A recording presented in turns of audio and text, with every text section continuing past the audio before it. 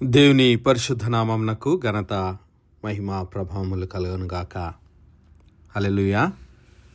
ఈ అనుదిన బైబిల్ ధ్యానములకు మీ అందరినీ మన రక్షకుడు ప్రభువైన యేసు క్రీస్తుల వారి పరిశుద్ధ నామములో ప్రేమతో ఆహ్వానిస్తున్నాను. ప్రియులారా, ఈ యొక్క 2026 సంవత్సరము శ్రమల దినములు లేదంటే ఉపవాస దినములలో దేవుని సన్నిధిలో మరి దేవునికి దగ్గరగా రావడానికి, దేవుని సహవాసంలో మనము అభివృద్ధి చెందడానికి, దేవుని సహవాసంలో మనము ఆశీర్వదించబడటానికి కావలసినటువంటి దేవుని వాక్యమును, దేవుని ఆజ్ఞలను ధ్యానించుకుందాం.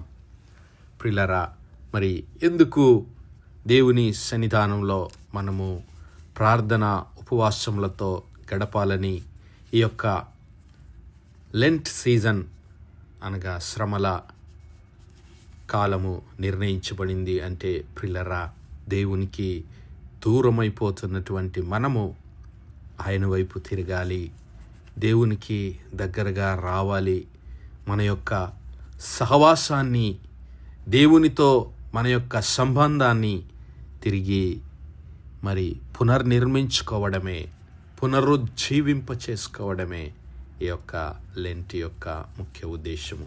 ఏ విధంగానైతే మరి ఈ యొక్క వసంతకాలంలో ప్రకృతి అంతా తిరిగి చిగురిస్తూ ఉందో, అలాగే ఈ లెంట్ సీజన్ మన జీవితానికి కూడా ఒక వసంతకాలము లేదంటే నూతన స్థితిని తిరిగి నెలకొల్పేటటువంటిదిగా ఉండాలని నిర్ణయించబడినటువంటి సమయము ఈ యొక్క లెంట్ సీజన్. ప్రియులారా, కాబట్టి దేవుని సన్నిధిలో మరి మన యొక్క ఆత్మీయ జీవితాన్ని తిరిగి చిగురింపజేసేటటువంటి సమయము, తిరిగి ఫలింపజేసేటటువంటి సమయమే ఈ యొక్క మరి లెంట్ సీజన్. కాబట్టి ఏ విధంగా మన ఆత్మీయ జీవితాన్ని తిరిగి చిగురింపజేసుకోగలమో దేవుని లేఖనముల ద్వారా మనలను మనము ఆత్మ పరిశీలన చేసుకుందాం.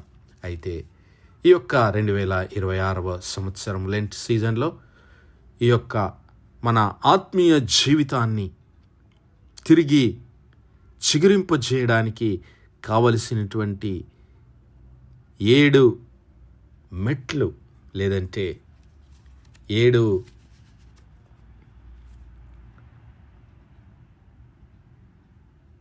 7 రకాలైనటువంటి పరిశీలన మన ఆత్మీయ జీవితాన్ని చేసుకోవడానికి ప్రయత్నం చేద్దాం. ఏమిటి ఆ 7 మెట్లు లేదంటే ఏంటి ఆ 7 పరీక్షలు అనేటువంటి విషయాన్ని మనం ధ్యానించుకుందాం. మొట్టమొదటిది రిమెంబర్. 7 స్టెప్స్లో మొదటి మెట్టు లేదంటే మొదటి కార్యము రిమెంబర్ యువర్ పొజిషన్. మొట్టమొదటిగా మన స్థితిని, మన ఐడెంటిటీని మనము జ్ఞాపకం చేసుకొనవలసిన వారమై ఉన్నాం. మరి మనమున్నటువంటి స్థితిని జ్ఞాపకం చేసుకొని రెండవదిగా మనము దేవుని వైపు తిరగవలసినటువంటి వారమై ఉంటున్నాము. Return to God. ఏ విధంగా నీవు నేను దేవుని వైపుకు తిరగాలి, రెండవది మెట్టు. మూడవ మెట్టు ఏమిటి అంటే రిపెంటెన్స్. దేవుని వైపు తిరిగినటువంటి మనము పశ్చాత్తాపంతో ఆయన సన్నిధిలో మరి ఆయనను వేడుకొనవలసినటువంటి వారమై ఉన్నాము. ఈ లోకాశల వైపు వెళ్ళిపోతున్నటువంటి మనము క్రీస్తు ప్రభుల వారి సిలువ చెంతకు రావాల్సిన వారమై ఉన్నాము. క్రీస్తు ప్రభుల వారి సిలువ చెంతకు వచ్చి ఆయన సిలువ చెంత మన పాపములను ఒప్పుకొన్న ఎడల, ఆయన సన్నిధిలో మన పాపములను ఒప్పుకొన్న ఎడల ఆయన మనలను శుద్ధీకరించి శుద్ధులుగా చేసేటటువంటి దేవుడు.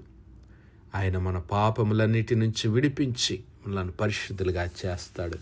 అంతేకాదు ఆ 4వ మెట్టు రికన్సైల్ విత్ గాడ్. దేవునితో మరి మనము సమాధాన పడవలసిన వారమై ఉంటూ ఉన్నాం.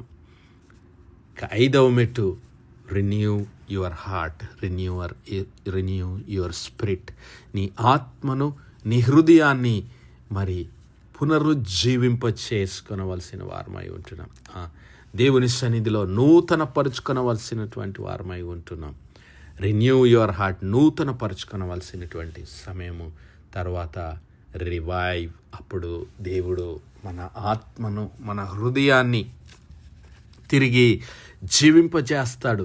దేవుడు మనలో ఉన్నటువంటి పాపమంతటిని, శాపమంతటిని తీసివేసి, ఎప్పుడైతే మనము ఆయన కల్వరి శిలువ చెంతకు వచ్చి ఆయనతో సమాధానపడి మన హృదయాన్ని, మన ఆత్మను నూతన పరుచుకుంటామో, ఆయన వాక్యము చేత, ఆయన ఆత్మ చేత నింపబడి ఎప్పుడైతే మనము నూతన పరుచుకుంటామో, దేవుడు మనలో ఒక గొప్ప జీవమును అనుగ్రహిస్తాడు. పునరుజ్జీవాన్ని, పునరుద్ధానమును ఆయన మనకు అనుగ్రహిస్తాడు.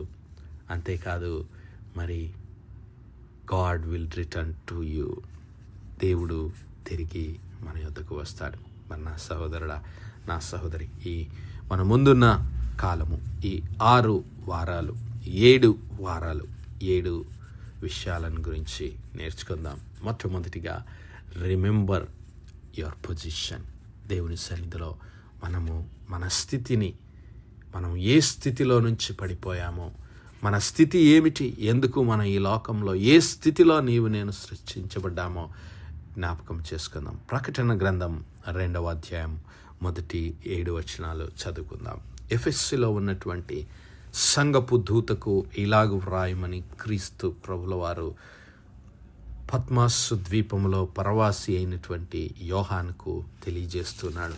పద్మాసు ద్వీపంలో పరవాసి అయినటువంటి యోహాను, ఇదిగో యేసును బట్టి కలుగు శ్రమలోను, రాజ్యములోను, సహవాసములోను పాలివాడైన యోహాను. హల్లెలూయా.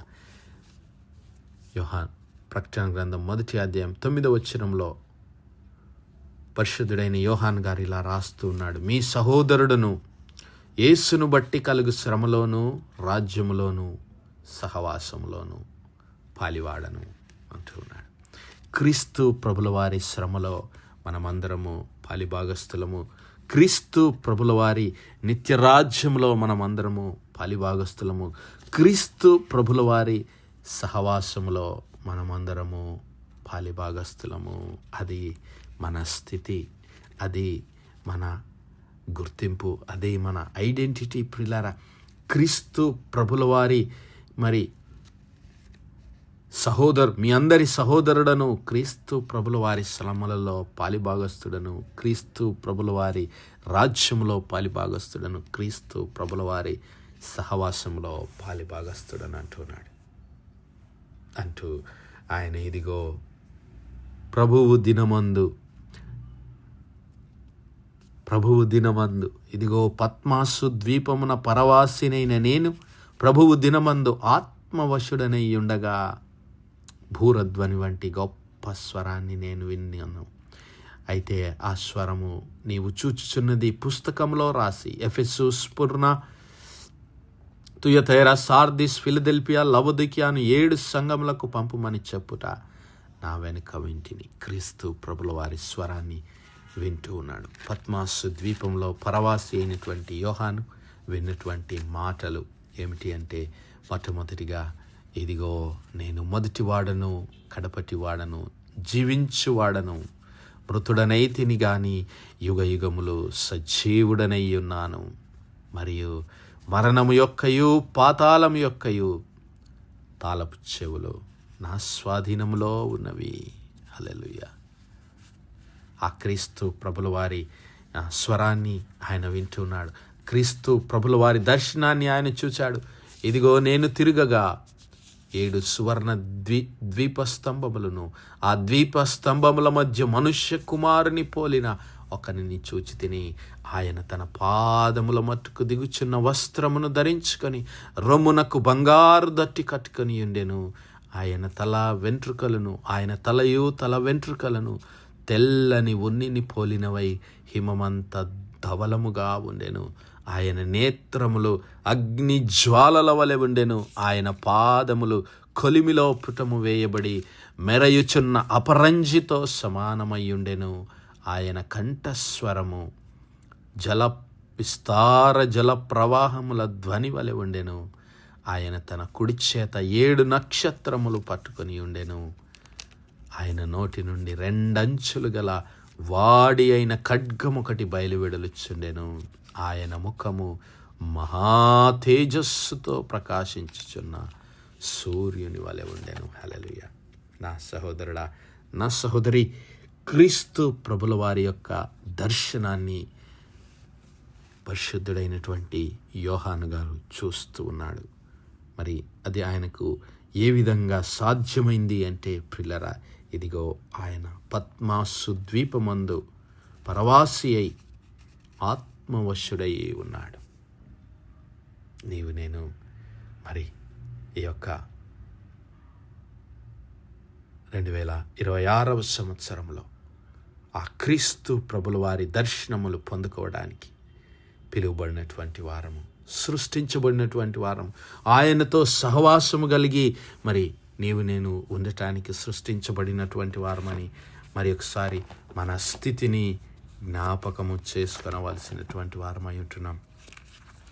మరి ఆదికాండము 1వ అధ్యాయాన్ని మనము గమనిస్తే, ఆదికాండం 1వ అధ్యాయం 20వ వచనములో దేవుడు పలికినటువంటి మాటలు, ఇదిగో దేవుడు మన స్వరూపమందు మన పోలిక చొప్పున నరులను చేయుదము, వారు సముద్రపు చేపలను, ఆకాశ పక్షులను, పశువులను, సమస్త భూమిని, భూమి మీద ప్రాకు జంతువును ఏలుదురుగాక అని పలికెను. దేవుడు తన స్వరూపమందు నరుని సృజించెను, దేవుని స్వరూపమందు వానిని సృజించెను, స్త్రీనిగాను పురుషునిగాను వారిని సృజించెను. దేవుని నామానికి మహిమ కలుగునుగాక. ప్రియులారా, నీ యొక్క నా యొక్క స్థితి ఏమిటి? నీవు నేను ఎందుకు సృజించబడ్డాము? నీవు నేను ఎలాగూ సృజించబడ్డామంటే, నా సహోదరుడా, నా సహోదరి, నీవు నేను దేవుని స్వరూపమందు సృజించబడ్డాం, దేవుని పోలిక చొప్పున సృజించబడ్డాం, దేవుని ఆత్మచేత సృజించబడ్డాము, దేవుని సహవాసములో జీవించడానికి సృజించబడ్డాము, దేవుని పక్షమున ఆయన సృష్టిని అంతటిని పరిపాలించడానికి సృజించబడ్డాము. హల్లెలూయా. అంతేకాదు, దేవుడు వారిని ఆశీర్వదించెను. ఎట్లనగా, మీరు ఫలించి అభివృద్ధి పొంది విస్తరించి భూమిని నిండించి దానిని లోబరుచుకొనుడి, సముద్ర చేపలను, ఆకాశ పక్షులను, భూమి మీద ప్రాకు ప్రతి జీవిని ఏలుడని దేవుడు వారితో చెప్పాను. హల్లెలూయా. నీవు నేను దేవునితో సహవాసము కలిగి దేవుని సృష్టినంతటిని పరిపాలించడానికి, ఏలడానికి సృజించబడ్డాము. అది మన స్థితి. కాబట్టి మన మొదటి స్థితిని జ్ఞాపకం చేసుకొని మరి ఈరోజు నీవు నేను ఏ స్థితిలో ఉన్నాం?